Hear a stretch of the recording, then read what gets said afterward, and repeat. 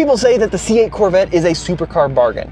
Well, let's find out if that's true, because we have a $70,000 used C8 Corvette versus a brand new Mercedes supercar. In case, what are we doing? Our first race here is going to be the classic quarter mile, but initially with no launch control. Let's see how they do. All right, I'm just going to count us down in 3, 2, 1, go.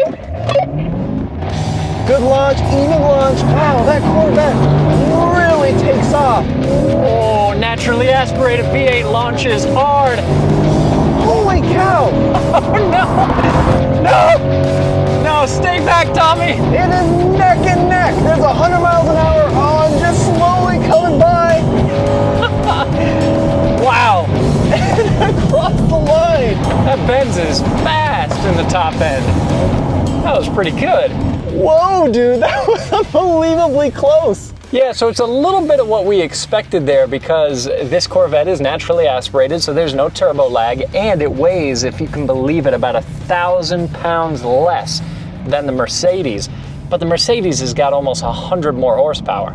Yeah, this is a really interesting comparison, because what we have here is a naturally aspirated 6.2 liter V8 against a relatively, in comparison, small 4 liter V8, but with twin turbos. Now, the weight difference is insane, like you said, Case, but we're also at altitude, so that's going to impact things, right? That's true. They might even be a little bit closer at sea level, because this naturally aspirated engine wouldn't lose as much power.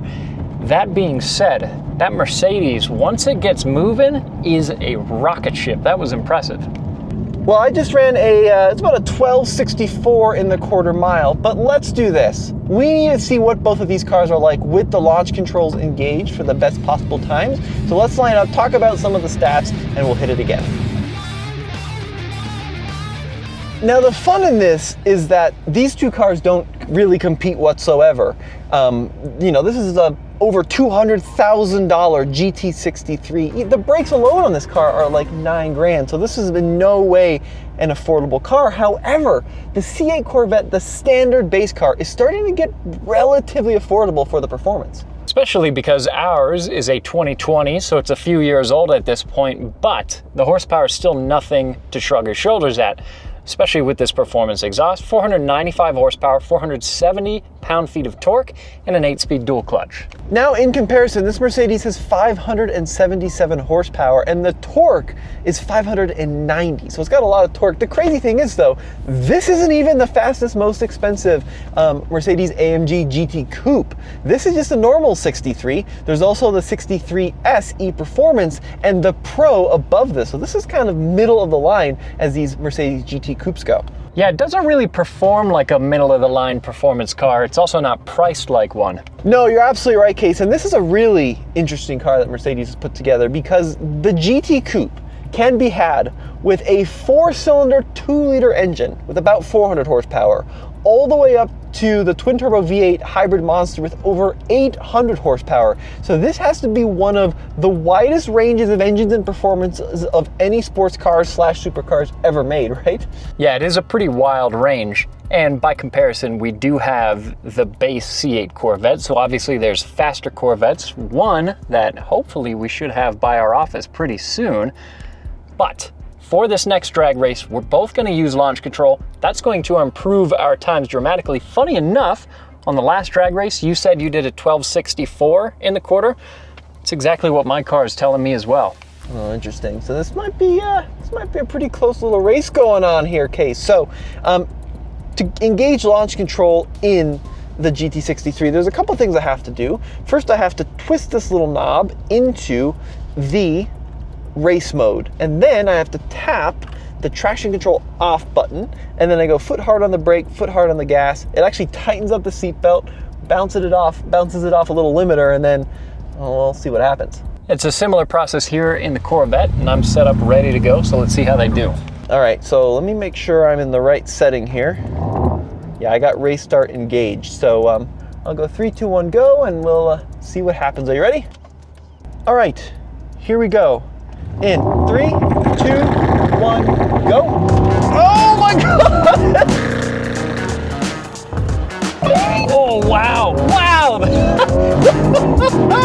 That's the performance I was waiting for! When the Mercedes builds boost, it launches hard! That is unbelievable, the way this thing gets off the line. What a ridiculous difference. I had no chance. It's not even close. Already 120 miles an hour and across the line. Come on. Okay, so you get what you pay for.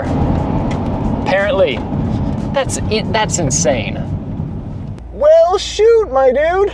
Tommy, that was a ridiculous difference. That Mercedes launched insanely hard. Yeah, so the thing about this car, which is nuts, is in the normal mode, it actually has a little bit of lag. It takes a while for things to pick up with this powertrain, but when you put it in the race start mode, even at a mile above sea level, I just clocked an 11:59 at 120 miles an hour. Yeah, and on an unprepped surface, the other thing that we've noticed is that our Draggy app doesn't usually get quite the same times that you would get if you went to an actual drag strip and used their recording devices.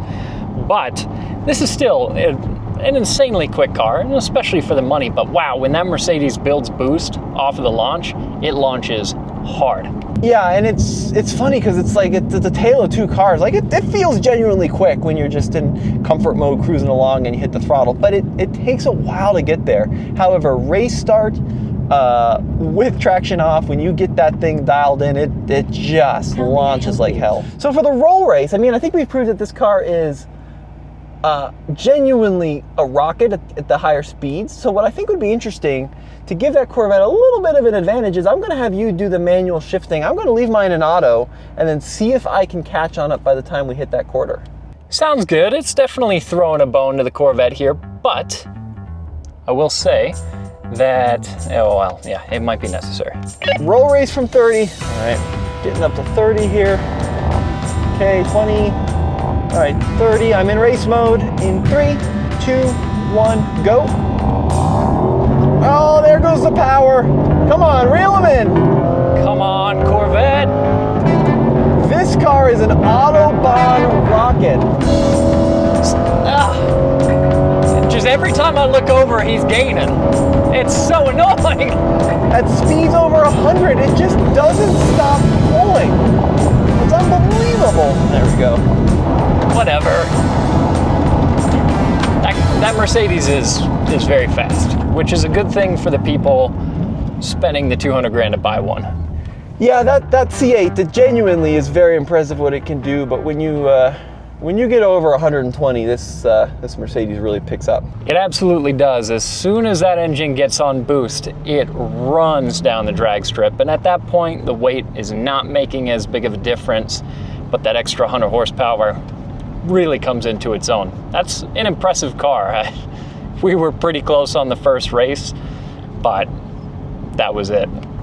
So let's do this. We're going to try a new test that we haven't done before, which is a 0 to 120 and back to 0 competition. And we're going to mark it off with some cones and see realistically with these carbon ceramic brakes and the additional power what the Mercedes is like compared to the Corvette. So I'll have you hop on in and we'll start with the Mercedes and then we'll jump in the Corvette. So okay, so this is a new test that we haven't tried before, but this is a great test because it not only examines acceleration, but also braking performance, tire grip. And if you're wondering why we're going from 0 to 120 back to 0 and not 150 or some other number, it's because we want to stop before the back half of our strip. Strip's only so long and the back half is covered in gravel. And I gotta say, I'm happy that we're doing this test before lunch, not after lunch. And I think you're about to see why with this insane launch in this car. Now, before we do that, I want to say one thing about this Mercedes. It's a very high performance car, but this interior is beautiful with a couple of exceptions. Yeah, there's a lot of high points. The materials, the colors, the design is really good, but the vents on this car are a little plasticky and I'm surprised by that. And I agree with you that there could be more hard buttons rather than all screens. It's all a little haptic. So we've got Mary down there ready with our stop cone for distance. You've got the timer, right? Yeah, so we're doing both time and distance. Let's do it. I'm ready when you are. Are you ready? Yeah. Hard on the brake, we're in race mode. 3, 2, 1, go. The way this car gets off the line is crazy. You gotta brace yourself for it because it is pretty extreme. There's 110 and 120. Oh. And stop. Oh. Whew. Right at about 18 seconds. Jeez, dude. Yeah. Yeah, so we got a little bit of heat in those carbon ceramics, which is like a $9,000 option in this car. Yeah. But if you're planning on doing this kind of stuff regularly, Especially because this is a heavy car. yeah, over 4,000 pounds. This is Yeah, what you want. almost 5,000. We don't need to talk about that.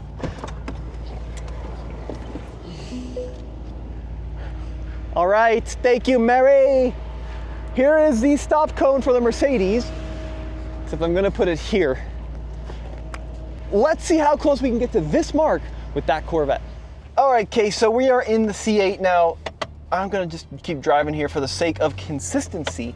The thing about these cars is these are becoming incredible values, right? So we paid about 70, which is on the top end for an early Corvette. You can realistically get one of these for 55 to 60, maybe 65. And it's not nearly as nice in this car. I would also argue that the Mercedes is a little better looking from the outside. I give you that. Opinion.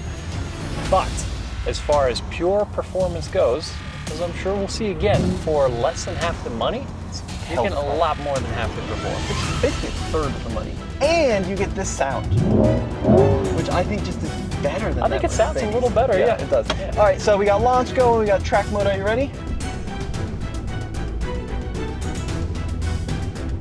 Come on, small block. Oh, that sound, dude. But you can feel it doesn't pull as hard once you get moving. It's a good launch. Okay, there's 100, 110, and Oh wow, we shot right past it. Oh yeah. what a difference. Yeah, so wow, almost 4 seconds difference, and we were still accelerating by the time we passed the cone that the Mercedes stopped at. So yeah. So this is a high performance car. And I think especially where you use that performance, which is like 0 to 85, 90, this is properly quick. But once you Off get the into, line especially. yeah, once you get into triple digits, you can't really beat that. And especially if you're using launch control, building boost in that Mercedes, it takes off really hard. really Exceptionally quickly. hard. Yeah, really quickly. Hello from basically Wyoming. So basically, Case, this Corvette stopped accelerating where the Mercedes stopped moving. Yeah, that's further than I want to measure with our stick of truth. It's a big difference. It's a big difference, all right. So Case, what was interesting about this race is that very first race, no launch control, just matting it, it was actually very close between the two. Yeah, and then pretty quickly we figured out it was not going to be close once you started using the launch control here. Yeah, this thing is kind of a beast when you get it in the right settings, but this car is very variable. So in the real world, just a Corvette and an AMG next to each other, it's gonna be closer than you might expect. Yeah, it depends on how long the race is, because in the full quarter, this picks up steam, but with launch control, even right off the line.